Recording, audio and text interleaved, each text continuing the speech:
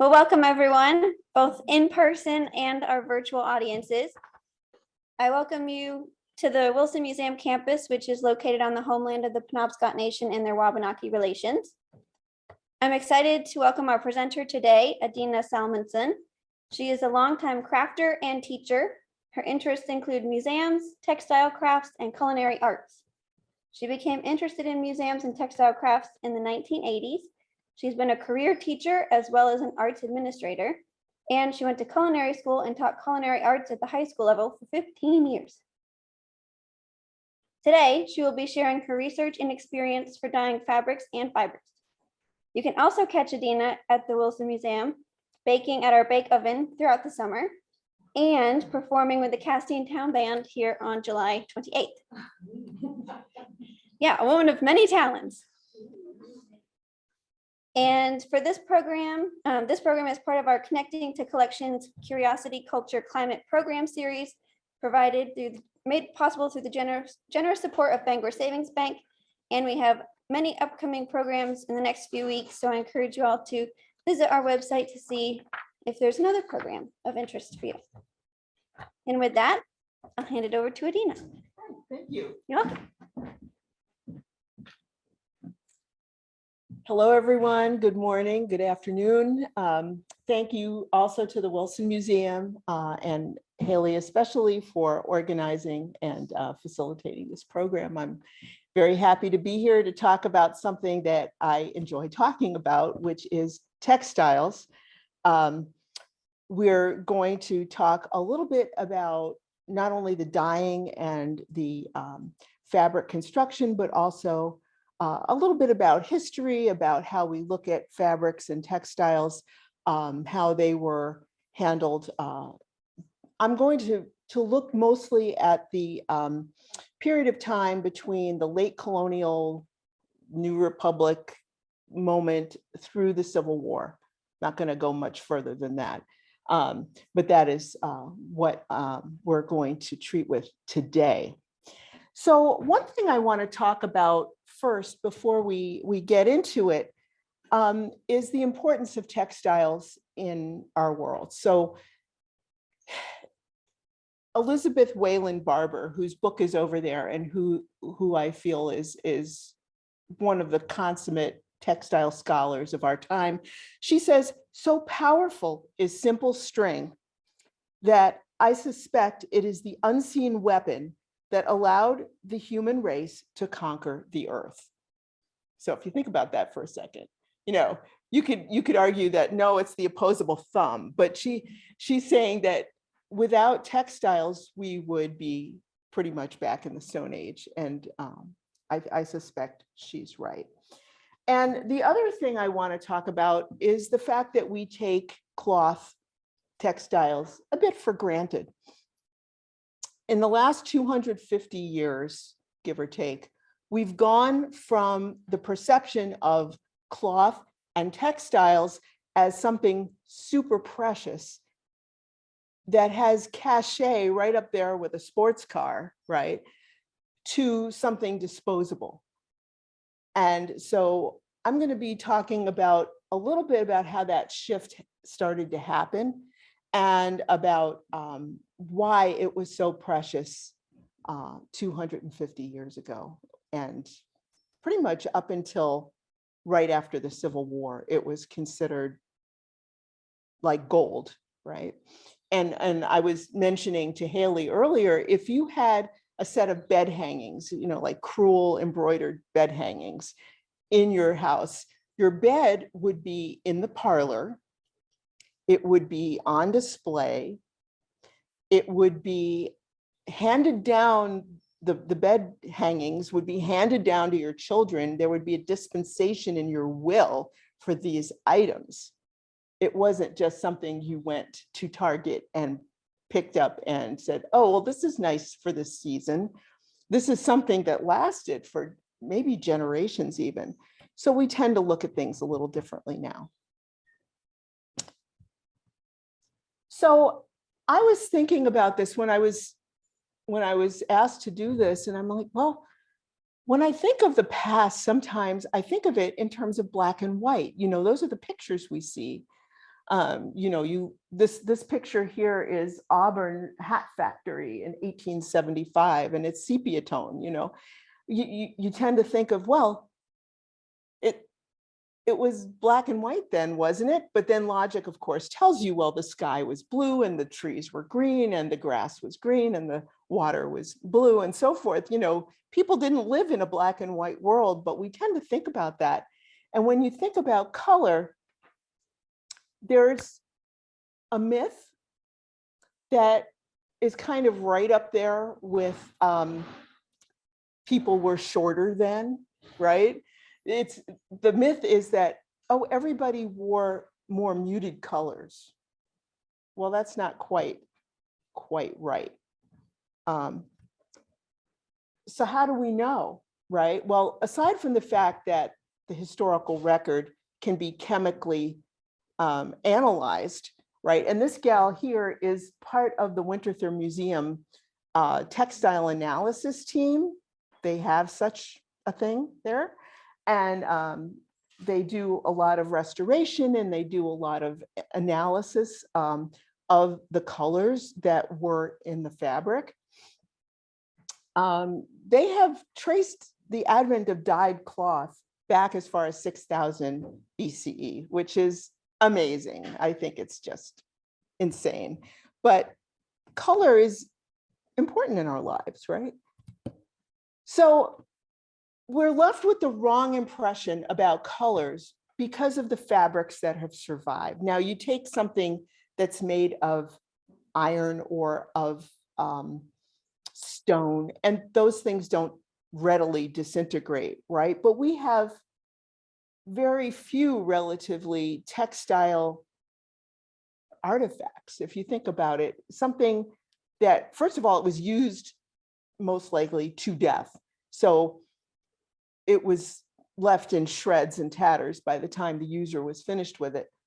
And even some of the things that belong to the upper classes that were not used as hard, like this is a sleeve. Now, when women in the 18th century wore dresses, they had removable sleeves in many cases. And so these are two such removable sleeves.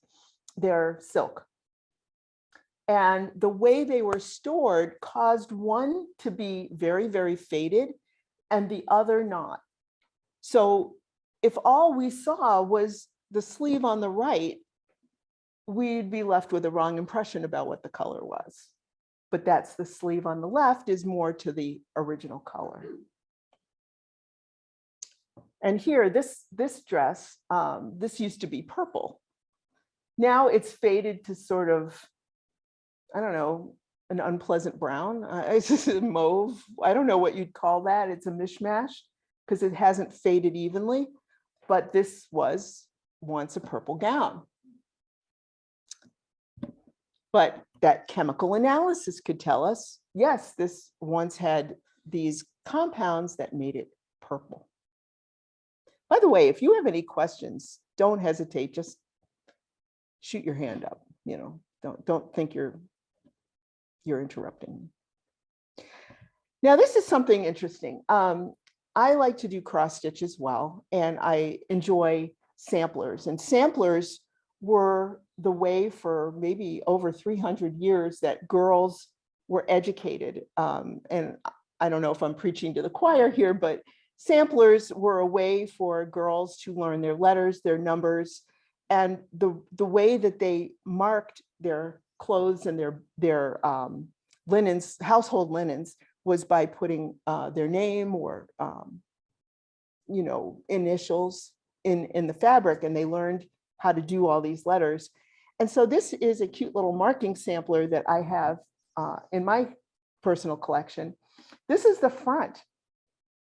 And if you look at those little flowers and everything, you can tell there's something going on there. Maybe it used to be yellow, right? And the vine, well, maybe it was green. We don't know. So this is the front side of a sampler. So if people want to reproduce samplers, what they do is they unframe them if they're framed, turn them over, And then you get the backside. Now this backside was not as vivid as I had hoped when I unframed it, but still, you can see the pink in the little bud right there. You can see the vine was more of a turquoise. And I'm thinking that the flower buds were some sort of yellow from either onion marigold or annatto, which is a seed that was used for yellow dye and still is in food. I don't know which number yellow dye it is, but it's a yellow dye. And some people are actually allergic to it, but that's the front and the back of a sampler. So what provides us with other evidence of colors in textiles? Well, there were notebooks, handwritten notebooks kept by commercial dyers. And I say commercial, 200 years ago, it wasn't a gigantic factory necessarily. There were dyers who worked in communities. They had a dye house and they would process other people's fabric for them. Period treatises on dyeing. Over there, I have a facsimile of Elijah Bemis. And you can poke through that a little later. And that is his recipes from the late 18th, early 19th century. Dye recipes in housewives' personal notebooks and diaries. Women would keep like a recipe book. I was looking at one here. It's a little bit later in period, but there are many to be found. People would they would write down anecdotal recipes from neighbors and friends. They would copy from books and so forth into their own little personal thing. And they would have dye recipes because when dyeing was done at home, they needed to know how to do it. Then we have something interesting, fabric remnants. So I was saying that how precious fabric was. So when you have a dress that you've made and you paid for the fabric 25 years ago, and this dress is now shredded in places, and maybe you've worn through it on the underarms and the hem is a mess and so on and so forth, you take the part that's still whole and then you turn it into part of a quilt. And that was done very often. People also had scrapbooks. So the way we put photographs in scrapbooks or like tickets to events and stuff, they had little pieces of the cloth that they used to make dresses for themselves. And that's one way we can see. And then there were also commercial dyers who had sample books. So here is an example of grandmother Rappe, so-called 1810, to dye linen or cotton blue. And so this is her handwritten recipe in her personal recipe book. And some of the ingredients are kind of fearsome, like arsenic and yeah, don't try this at home. But anyway, that is the kind of thing that you find. I got this from Winterthur. They sent me a facsimile of a couple of diaries. Very interesting. Okay, this is a scrapbook, such as I was mentioning, where Emma Ward, this was her scrapbook. It's a swatch book, they call it, from 1845 to 1870. And these are examples of fabrics that she used to make clothing for herself and her family. And so the ones that were in there from 1845 were not necessarily printed in 1845. They might have been printed in 1810 or 1815. And so this is another way we know, because the scrapbooks were closed up, they were away from light. So you really get a truer idea of what the actual colors were. And here's an example of a quilt. Flying geese, anybody? Anybody do quilting here? And so these are little triangles of old clothing scraps. on a muslin.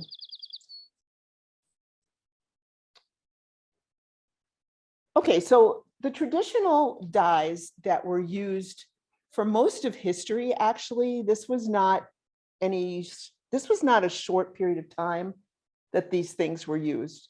In fact, they're still using them today in some ways. So madder root, woad, which is a leaf. It's that little plant sitting right there. My little baby woad. Here's woad. So the dye thing's green, is that the color? Blue. Oh. Blue, actually. It's one of the two blue dyes. Indigo is the other. And I have a little indigo kit sitting there that I'll show you later. Logwood, which would do certain browns, reds, and purples, depending on the mordant. Cochineal, which was a bug. Does anybody know about cochineal? I'll tell you about that. That's kind of fun. Annatto, I mentioned that. Those are the seeds that make yellow. And then many garden botanicals. These are just a few. Marigolds, onion skins, other vegetables like beets and so forth. Lichen, depending on your mordant and the kind of lichen, will make very interesting colors. I know that we're not supposed to go out in the woods and collect lichen. That's sort of not PC. It's not good for the environment, but people did it. And so anyway, so this is a coat, and just seeing it displayed this way makes my skin crawl because it's on, oh my God, it's on a hanger. But anyway, it's in a local historical society, and it just makes me itch just to see it like that. But at any rate, it's a Revolutionary War actually jacket, and it was dyed with cochineal. And cochineal are these little bugs. I think they come originally from South America, and they're grown and harvested, and they're dried and powdered. Anybody go to camp when they were a kid? Did you drink bug juice? Did you ever wonder how the bug juice got red? Cochineal, hence the name bug juice. Now, of course, not anymore. Now it's, red dye number 12 or whatever. But yeah, but in the day, when you and I were in day camp, yeah. But anyway, so cochineal was quite a vivid red, like cherry red kind of red. So indigo and woad are the blues. That's indigo plant, Indigofera, so-called. And it's one of the most important dyes used in civilized society, I guess. Although woad was used to produce blues since before the Iron Age that they have reference to. And they are both fermented. So when they're fermented, this is maybe where you got green from. When they're fermented, the dye pot looks green. And when you dye, you dip the fabric or the yarn in the dye, and it comes out, it interacts with the air and becomes blue. So indigo is a much stronger, darker blue, but woad makes a lovely color. It's a little tricky though to use, but when he gets bigger, I'm gonna try it. Grow indigo here. Yeah, I'm planning to put this in my Orland garden. But I do know that they're perennials, but they're a little fragile. So like in the wintertime, you'd have to cover it with something, to keep it from being very frozen. So. Is that true for woad and indigo? I don't know that I would try to grow indigo here. It's actually a tropical plant. But at any rate, by the way, my friends online, if you want to ask a question, how should they best do it? Is there like a little hand raising thing, or Like just that, or they can unmute unmute yourself and just and share pipe it, up, or share it in the chat. or in the chat? Okay. Okay. So this is the woad plant, a little bit more grown up than this one. So indigo, I should spend a couple of minutes on indigo because that was very, very important plant. Indigo was imported to Europe from the Middle and Far East. They had it in Egypt, they had it in India, other places like that. It was brought to Europe by the East India trading companies. So in the 17th century, pretty much. The Dutch had indigo plantations worked by slaves in Java in the 17th century, maybe even the late 16th as well. In the 1740s, indigo was brought to South Carolina by a woman named Eliza Pinckney. And she started a very robust business. This is pre-revolution in 1740s. And she had South Carolina plantations going for indigo. And it was one of the biggest export crops until cotton replaced it. So it was huge in this country, but it needs a hot climate, I think. So an indigo vat was usually kept either in a household, if it was a large household, or a community, like a communal dye vat in this part of the world, in the New England, in the 18th and early 19th century. So a lot of householders did dye with indigo. And it has a higher yield than woad, meaning if you're growing indigo, you're going to get a lot more out of it. And this is an interesting picture.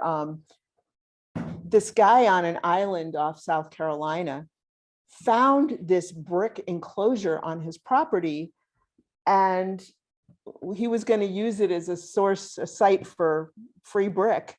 And then he looked at it a little more carefully and got, I guess, somebody who knew something in there to look at it. And this is what he found. There was still traces of indigo on. So it was a big indigo vat because the place where he lived had apparently been an indigo plantation. So you can still find some traces of that. Okay, so pre and post revolution, who made and dyed our cloth? I'm going to get to another myth in a moment, but the myth that the colonists were completely self-sufficient, did everything by themselves, walked to school uphill both ways, winter all year long. You know, it kind of goes with that. And you have yarns and fabrics were dyed and made in homes, but they also purchased commercial cloth. They wore maybe homespun, homemade goods for every day, but they did outfit their homes, but they had imported printed fabrics for Sundays and special occasions. So it wasn't that, you know, you came to America and found an entire population dressed in homespun, and you know, it wasn't like that. So pre-revolution, raw materials like cotton, flax seeds, and indigo grown in the Carolinas was exported to England and elsewhere in Europe. So flax seeds grow into linen, right? We get our linen fabric from flax. Once it's grown up, and it has, the flax plant has an inner core with fibers. And so you yank it up, you have to like ret it, which means rot it, basically in a running stream, and then you can extract the fiber from it.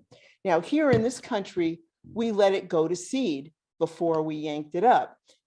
In Belgium and places like that, they didn't. So we exported our seeds because they would always yank up their linen before it went to seed. And then woven printed cloth was sold back to the colonists, and sophisticated plantation colonies were England's best customers. But you know what happened when they sold us back?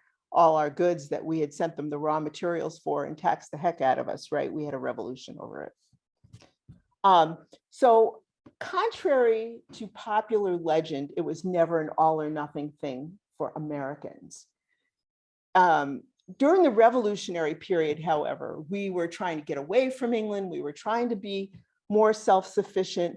And so it was a quasi-religious and political symbol for Americans to produce and wear their own cloth. Think Gandhi and the charkas and the cotton when they were trying to get away from the British. We were also trying to get away from the British, and we also wanted to produce our own clothing if possible. But once independence had been won, Americans went back to a mix of homemade and purchased textiles. And by the 1850s, domestic and imported commercially woven cloth was everywhere. It was also a source of household revenue. If you were going to make cloth yourself, you weren't a victim of grinding poverty. You needed resources in order to do that. You needed the tools, you needed the space, you needed the labor. So it wasn't the indigent and the poor who were forced to make hand spun. So I kind of want to get away. You would make it and trade it back to the general store and get your manufactured cloth like silks and chintz and so forth, because it took significant resources to make your cloth at home. There's a New England tradition called changing work. So what that was cooperatively exchanged labor. So this is a somewhat idealized picture of people at a quilting party. They didn't call it quilting bee until it was after the Civil War, and usually in the Midwest. Here it was not called a quilting bee. But Sally went to the Foster's house and gave them 6 hours of quilting. And then, Joanna Foster went to Sally's house and gave her 6 hours of spinning or similar labor. So it was called changing work. And that is what they did to get their source of revenue.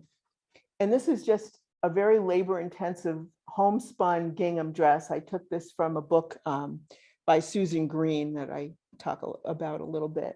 Very labor intensive. It's kind of cute, but okay, dye methods. In our homes, dyeing consisted mainly of mordanting and dunking. And mordant is the chemical preparation that allows fabric or yarn to accept the dye and keep it so it doesn't fade, doesn't wash out, and so forth. So, and occasionally what we call a resist method would be used. Think of tie-dye or wax painting where it resists the dye or the mordant. Commercially, dyeing prints was begun in India, and it was copied in Europe. These methods became increasingly sophisticated as time went on. The first printed fabric was painted. It was literally hand painted. India had a huge source of very, very cheap labor, and the artisans in India would paint mordant on the cloth, dye it, and the places where they painted would take the dye. So then British and French, the upper classes wanted this. It's so beautiful, right? We want this. And so they emulated the Indian artists and continually looked for ways to make their goods more affordable. This is a beautiful hand-painted robe from the 1700s. If you think about this length of cloth and how everything was hand-painted on there, it's pretty amazing. So some of the ways of getting the patterns on the cloth. First is block printing. Now, this is a recipe book for a commercial dyer, and I was able to look at this book in Cooperstown. I went to the Fenimore Art Museum, and the research librarian brought me all this really cool stuff. And this is an actual 1851 recipe book from a guy named Ayers. He was Scottish. but this is typical of what went on in New England. And you see there, it says red for block. So that meant block printing. If you remember maybe art class or school, you'd have maybe a block made of wood or a block that you carved out of linoleum or something like that, and you put dye on it and you block printed. This is a more sophisticated way of doing the same thing. So you see he wants starch, 6 quarts of cochineal liquor. Remember the bugs? And berry liquor,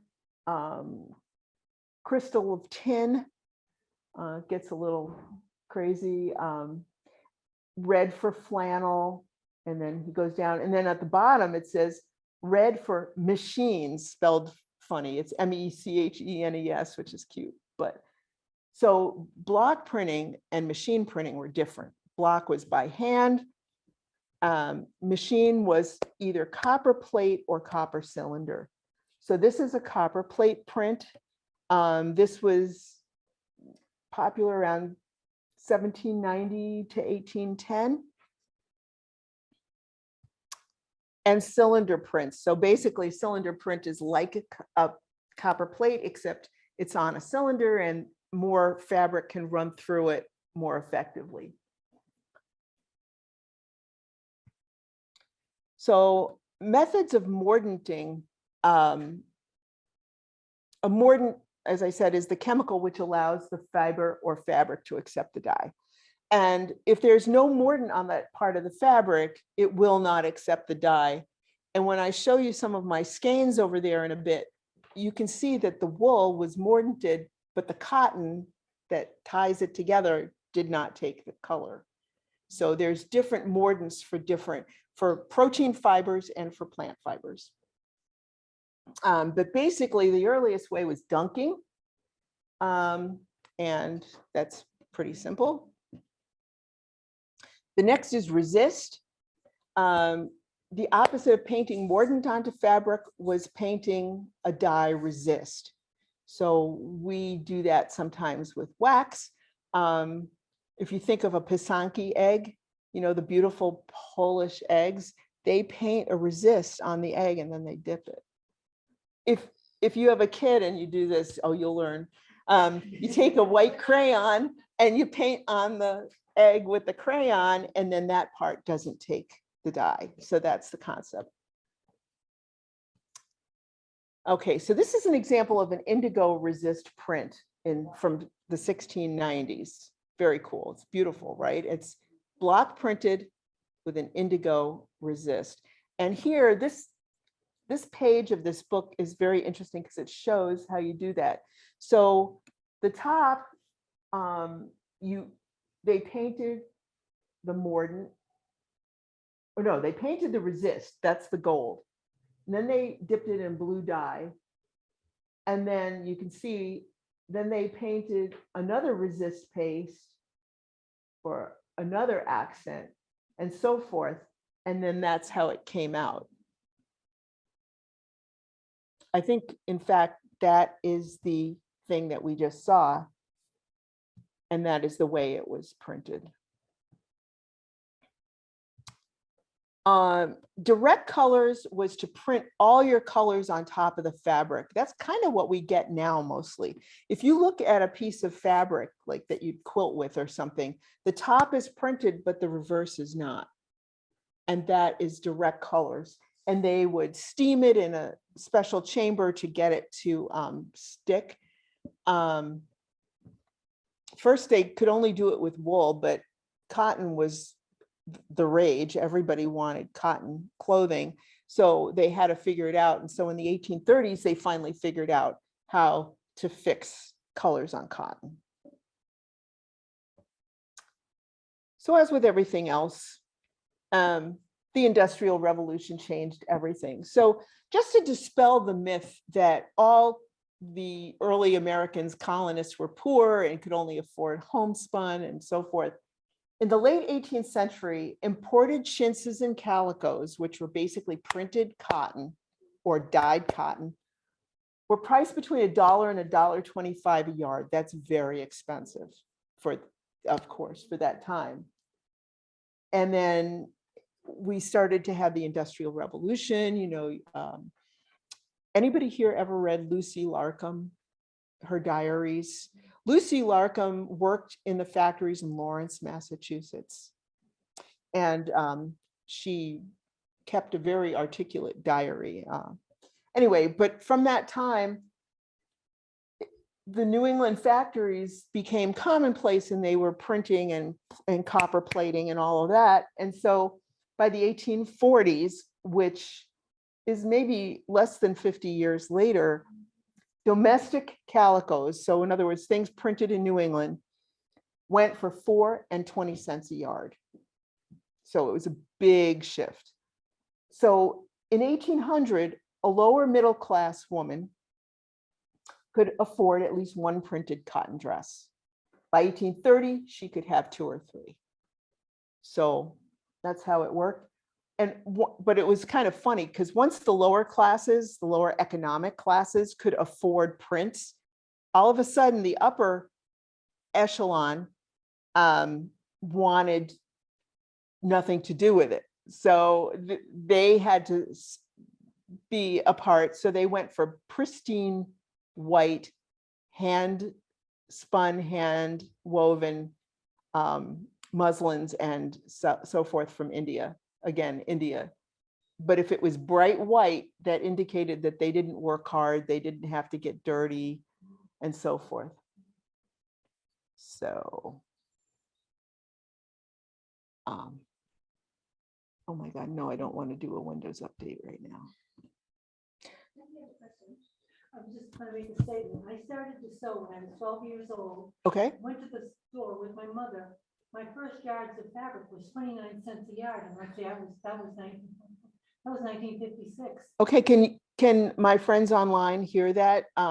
She says that her first yards of fabric to sew in 1956 was 29 cents a yard. Of course, 29 cents was worth less in 1959 than it was in 1859, but yes, it was very inexpensive. Yep. Actually, it's not awful now. It depends what you get, of course. If you're getting designer fabric, like K-facet fabric, it's, but if you're just getting basic fabric, it's maybe a couple bucks a yard, I think. I was in a quilt store yesterday. It was $13.49 a yard. For what? Cotton prints for quilts. Oh my goodness. I take that back. Yeah. Yeah, it's. I just want to also bring, no, that's great. I want to bring out that the Industrial Revolution wasn't like flipping a switch, right? So home production was made easier by the Industrial Revolution as well, because it prepped wool and cotton for spinning by machine. So you didn't have to sit there and card it and do all that kind of stuff. You could have an already prepped fiber, which made things a lot easier. Just like people were still making their own dresses, but heck, when you have yard goods, it makes it a lot easier, right? Okay, so here we are, we're up to 1860, and anilines were the first synthetic dyes. So once anilines happened, the game had changed because the colors were more intense, they were more saturated, they were more brilliant in many cases. So a British chemist, a guy named Perkins, discovered the process. And he discovered that when mordant with tannin, which is like what you get in tea, right? The colors would stick to cotton as well as protein fibers. So he was the man. He changed history. I have to talk about poison colors because in the Victorian era, when these gorgeous colors were all over and everybody went wild for them, it was not good for their health. So arsenic plus copper made a beautiful green, but people who wore it and who worked with it discovered that they were getting cancer and dying very quickly. And they didn't realize the effect on the body of arsenic. So hence poison green. If you hear the name poison green, that is it. That is poisonous for sure. And there were other deadly colors too. And I just made a short list, orpiment. And you get some of these in painting colors too, but you're not wearing them. It's a little different. But orpiment is arsenic sulfide that makes yellow. Antimony makes grays, and people love gray. Chromate of lead. Lead is very poisonous. It's orange. And uranium gray. That didn't last very long, apparently, but scary to think. And you know what the kids say, you don't know what you don't know. And I guess they didn't. And another way of getting colors was raised colors, meaning that when they would paint a certain compound onto the fabric and another compound with the color was added, it would appear because of the chemical reaction. So chrome yellow and bichromate of potash would become a bright yellow.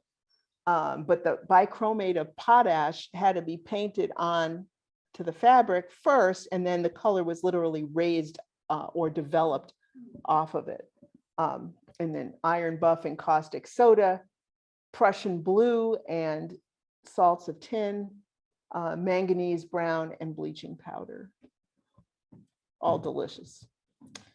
And certain dyes, of course, would destroy a fabric underneath. So some of these things that have come down to us, some of it has, that's a piece of quilt cloth. You can see the fiber underneath. It literally ate the cotton away. So. And then Civil War era fabrics. So this is the crossover. You know, you've got the aniline dyes, but still many people are using the natural dyes. The aniline dyes ultimately superseded everything, but in the same era, you've got an aniline dress, which is these beautiful blues and golds. And then on the right, you have a traditionally dyed gingham, which has, of course, lost a lot of its flavor over time. So meanwhile, this week, Mom was home dyeing yarn. So that's what you see over there. And I'll ask you to turn this around. But I dyed yarn using madder root in the old fashioned way and onion skins. And I mordanted the yarn with alum and cream of tartar. So first I soaked it in a bath overnight, and it got very, very wet with the alum solution. And then I was able to dye my colors. And so if you turn me around, I will just talk a little bit about what I've got over here. You're welcome to come play with it. So here I have, this is the bag from the Matter that I use. And these are readily available. There's a gal in Maine, her name is Jackie Otino, and she has a company called Forage Color. So if you wanted to get your very own bag of Matter, you could get it from her. And then this is the set. Here's the indigo crystals. And if you combine it with urea dioxide and washing soda, you'll get an indigo dyed fabric. Did you dye that? I did not. Jackie Otino dyed it. And this is a kit you can get from her as well. And then I bought this from a gal. I haven't actually tried it yet, but it's pomegranate extract. So you can get extracts of all kinds of things and play with them. Now, the next thing I have here is some Civil War reproduction fabrics. So, and you know, you can come and play with them. I made a quilt the other day and I haven't got it back, but these are fabrics that are in the style of madder, woad, indigo, other natural colors. They were cylinder printed. Here's a lovely blue. And then there's a variety of, now this is one red. And then there's, this is a lighter red. I think that's more of a woad or a madder red. And this is a nice example of something that was, you know, printed in the old way. You can see the lines around the figures are not totally sharp, right? And then one of my very favorites.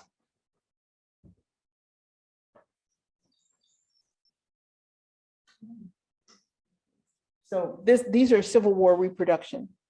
Now, the next thing is my madder dyed yarn. This is hand spun, hand dyed yarn. It's a totally me-made product. So this is madder, makes a beautiful orangey red. I don't know if the camera is picking up the actual color. I think to me, it looks a little more orange in person. So these two are two different, these were in the dye bath at the very same time. This is a different breed of sheep. I won't even go there, but I mean, this is, they took the dye slightly differently. That's the fun part about all this. Now, this is also madder, but this is what we call the exhaust. So after having dyed those other ones, which is a little over a pound of yarn, this was put in there and it came out a little bit more coral. So the dye bath looked just as red, but there wasn't as much to give anymore. This is an interesting one. I used avocado pits and skins for this, and you don't mordant it because it has enough tannin in the avocado skin. So that's kind of a mauvey, well, I don't know what you'd call that. So it's a little bit more of a subdued color. Mocha. These are onion skins, mordanted in alum, and they're really fun. They're yellow onions. It's actually a little more gold than the camera is picking up. That the camera's washing these out a bit, I think. Yeah, more of a mustard yellow. Yeah. Are they also two different shades? Yep, and this is thicker too, so. And someone gave me an onion skin shawl that she had dyed for me, and it's much browner than that, sort of speckled. I wonder if she used a different mordant. If you use, okay, alum makes the colors a little brighter. If you use iron as a mordant, it will sadden the colors, and they'll be like something that would be a brighter green would be more of an olive, or something that would be like a yellow like this would be more of an oak, like a deep ochre. So, and then there's tin you can use, and tannin, and a couple other things. And then I have a selection of books. This is what's on the slide right there. This is the facsimile of The Dyer's Companion by Elijah Bemis. And he was an American dyer. And I don't know if you can kind of see, it's a facsimile edition. And so that's kind of fun to leaf through. This is the book I was talking about at the top. It's called The Age of Homespun. It's a wonderful book. If anybody is interested in both textiles and history, she's your girl. She's amazing. And this is a yarn dyeing manual that I use. And it's from, like, I don't know, the 1950s, maybe 60. What did I say? Well, the updated edition is 76, but it's all the info that you need. And it came out when all the hippies were starting to dye yarn, right? But it's just as good now as it was then. And this is what I use to dye the matter. So it's Your Yarn Dyeing by Elsie Davenport. And then The Dye Pot by Mary Frances Davidson is another oldie but goldie. So, Yeah. does anybody have any other questions or thoughts or things they'd like to bring up? I've come to the end of my spiel, but if there's something you'd like to know a little more about, it's something you'd like me to address. So Yeah. I'm curious about where the Bemis book is. Where was his business? Okay, so Elijah, it's American. What does he say? I Or I forget. can look at the book if you want and just find anything. Elijah Bemis wrote the first 1806 edition of the Dyer's Companion. He was a 45-year-old veteran of the American Revolution. Sometime between the end of his war service in 1806, he moved from Massachusetts to Waterford, Connecticut. So, Interesting. My family is Bemis in Massachusetts and Waterbury, Connecticut, kind of. yeah, So that's quite interesting. with two S's like that? No, one S. One S. Okay. But still, it doesn't matter that spelling wasn't. Mhm. You had a question. so those are wool, Yes, this is all wool. but if you rinse it over time, like if you did to wash a blanket or a scarf, would it say, depending on what you Hopefully wash it not. with? If you mordant it with alum, it should remain pretty bright. I mean, if you washed it weekly, it might fade, but if you think about a sweater that you have, like an outdoor sweater, right? You wash it maybe once or twice a year at most, if that. It won't run like that. And if you don't leave it exposed to sunlight, it should remain pretty bright. Yes. I was just curious when you touched on the inherent vice with some of the fabrics where materials used cause the main material to deteriorate. Yes. What kind of materials involved in the dyeing process cause that sort of reaction? Is this a specific type of process? You mentioned like the natural versus. Okay, so I don't know if my friends online could hear, but she asked about what was part of the process that caused the fabric to get eaten away. It was some of those chemicals. For example, if you put your t-shirts in bleach, it's going to eat the fabric. And some of these colors were made with a bleach, like chlorine kind of substance that will eat away. Some of the yellows, some of the, it depended on the brown that you used, but some of the chemicals in those colors would eat away at the fabric, especially over like 150 years. If that answers your question. I'm not a chemist, so I don't know the exact thing, but some of them, it's interesting to see how you've got the black outline, but the yellow that used to be in there is gone. Like the whole thing is gone. So, yeah. We have a question from our virtual attendees. Yes. The question is, can these dyes be used on silk? Yes, they can. Traditionally, silk and indigo was, a classic combination. Silk and madder, I think. Indigo doesn't need a separate mordant because of what's in it. So it will take, silk is a protein fiber.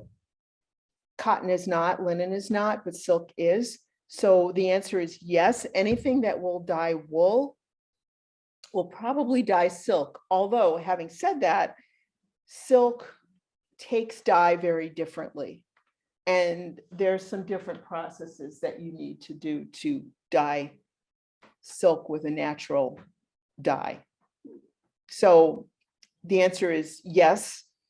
but so but you can look it up. It's a matter of public record. You know what, but it's a protein fiber and will take dye.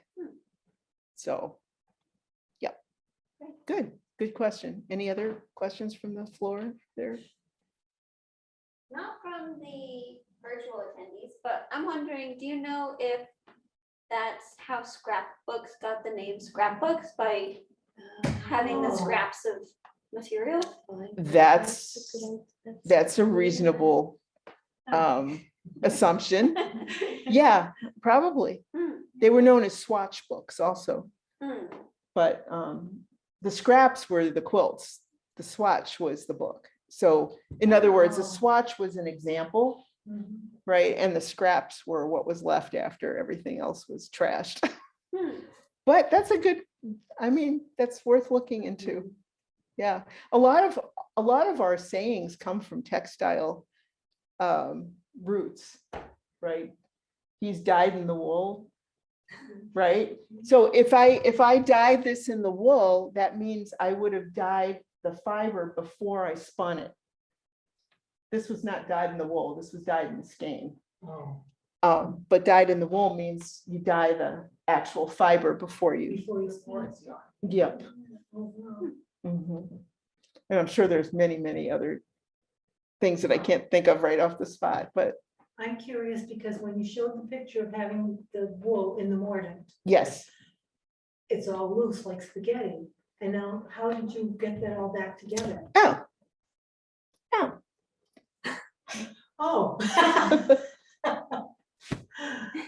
Oh, here, this actually, now that, so this is a piece of cotton kitchen string. It was in the dye bath with everything else, but you notice that there's no color on it. Yeah. So you have to do something different with cotton. I don't know if y'all can see that. So personally find that kind of interesting. It just didn't do it. So yeah, let's see, can I do this now? Sure you can. Oh my, fascinating. Now, one thing I did, which was kind of dumb. Actually, maybe I'll just leave this out so people can look at it. The madder root was ground. And like an idiot, I didn't put it in a separate bag or make the dye liquor and then strain it. So there's like little pieces of, I got most of it out, but oops. Here, I'll undo this one too, so you can see it. So, and you learn over time. Here's another thing. It didn't take the yellow either. So you don't tie it too tight, otherwise the dye won't get under. Yeah, that's like tie dye, right? It's a resist. So, okay, so if there's no other questions, I appreciate you coming and being interested. Thank you so much. Yep. And thanks everybody in Zoom land.